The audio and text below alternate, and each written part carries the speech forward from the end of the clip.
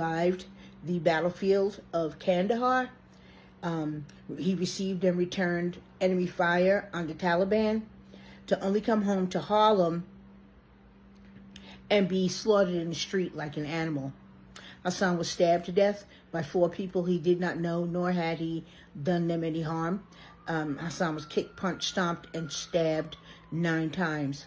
Hassan's father was also, kicked, punched, stomped, and stabbed 12 times by these same 4 individuals when he tried to come to Hassan's aid.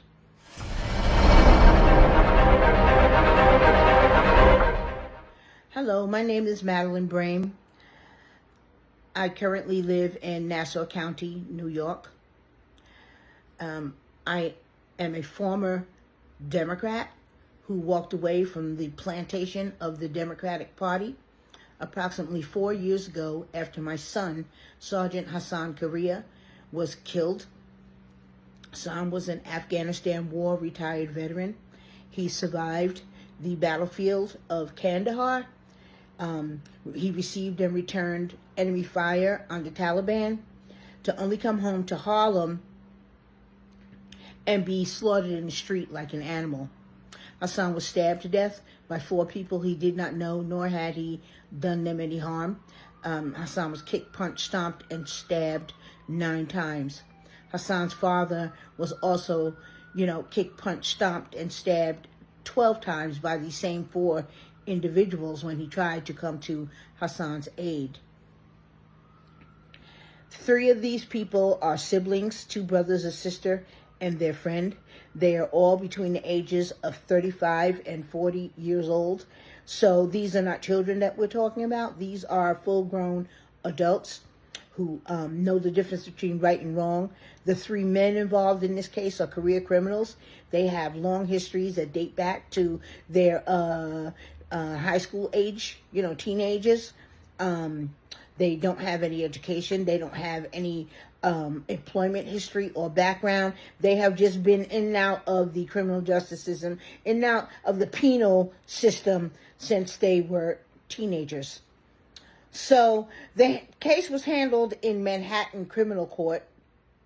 All 4 were apprehended and charged with first-degree gang assault and second-degree murder because the entire homicide was captured on video. So there was no mistaken in identity, and there was no mistaken in any role that any of these 4 individuals played.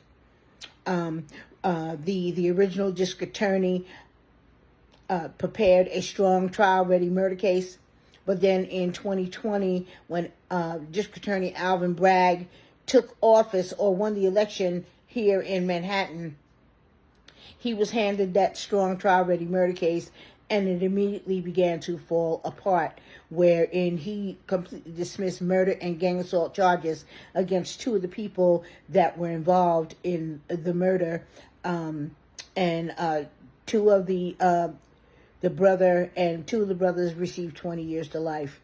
Anyway, to make a long story short, I walked away from the Democratic Party because when I was fighting for justice for my son, I went to all the different organizations and agencies that are here in New York City that are all run by Democrat. And all of them shunned me, ostracized me, turned their nose on me, turned their backs on me, didn't want to, listen to my story when all I wanted was trying to get justice, and trying to bring to their awareness the unfair treatment that, myself and my family were receiving from this Manhattan district attorney.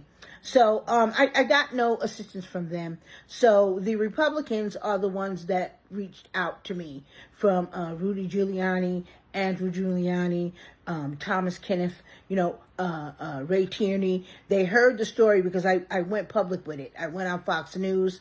I was on Newsmax, and I told the story, about the way Alvin Bragg was releasing violent felons and giving them slaps on the wrist, including murderers, people, on video killing someone.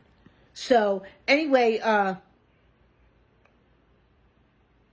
I decided that, it was time for me to look at the way I was voting, because that had a lot to do with it, because of the bail reform laws that were passed here in New York City, the sanctuary city laws, all that stuff that came into play in 2020 that completely changed the landscape of law and order, defunding the police, Black Lives Matter, all that stuff, all that stuff was the progressive Democrats, and all we saw was death and destruction, and none of those things, helped to change the quality of life or help anyone especially in the poor minority communities. So I decided that it was time for me to, take a stand that way as well, and do whatever I can do, to make a difference.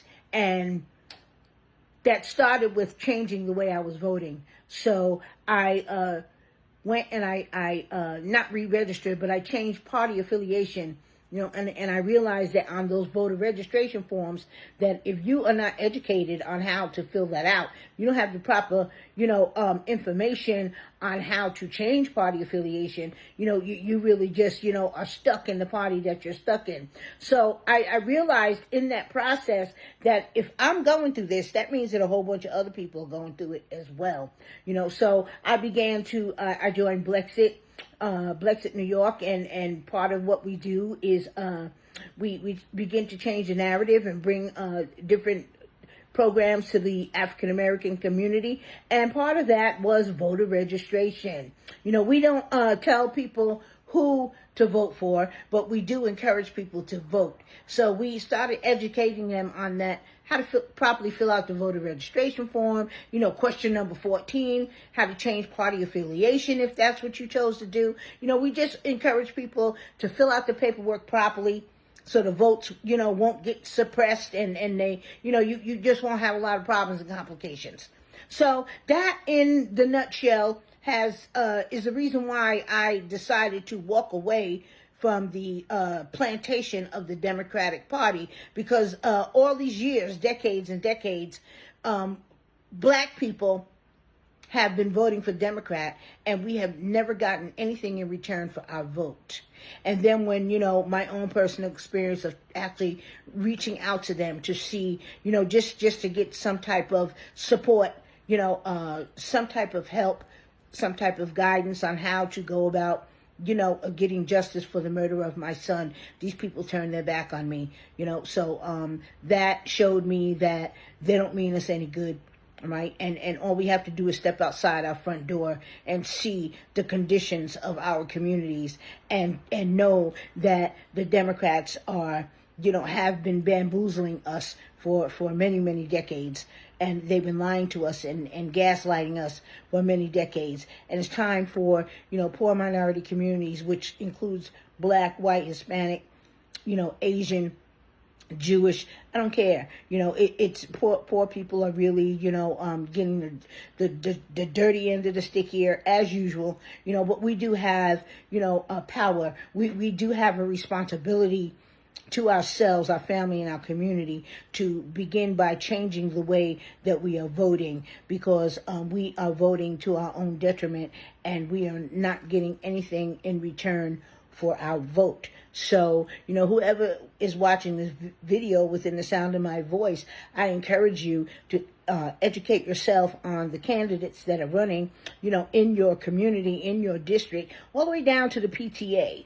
All those, anywhere where there is an elected, all right, you really need to start paying attention, and also run for those offices yourself. PTA, school board, it doesn't matter. Start there, to be part of the change. Be part of the change that needs to happen across America, because the rate that we're going now, we are losing the very fabric of what America was founded on. People are trying to change our complete way of life by letting in illegals invade our borders and come in and change and bring their culture and their lifestyle and their customs into our country. Things that, are not allowed here. first of all, they're legal. They are illegal. So anything after that, you know, it should be unacceptable and should not be happening. So anyway, I hope my video gets picked to win the contest. But, you know, you all have a wonderful day, and Trump 2024. For more great videos, download the Walkaway Social app at walkawaysocial.com. Share your testimonial and join our community.